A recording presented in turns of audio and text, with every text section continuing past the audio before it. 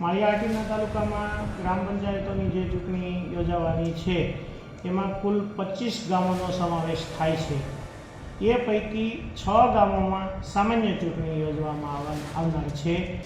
એક ગામ એવું છે કે જેમાં મધ્યસત્ર ચૂંટણી યોજાવાની છે અને 5 ગામો જે છે એમાં ફક્ત સરપંચ પદ માટેની ચૂંટણી યોજાવાની છે અને 13 એવા ગામો છે કે જેમાં વોર્ડની પેટા ચૂંટણી યોજાવાની છે. આજરોજ તારીખ 9/6/2025ના 15 કલાક સુધીમાં ફોર્મ ભરવાની જે મુદત પૂરી થયેલી છે. અત્યાર સુધીમાં જે આવેલા ફોર્મ છે એ સરપંચ પદ માટે અમને કુલ 47 ફોર્મ મળેલા છે, જ્યારે સભ્યપદ માટે કુલ 139 ફોર્મ રજૂ થયેલ છે.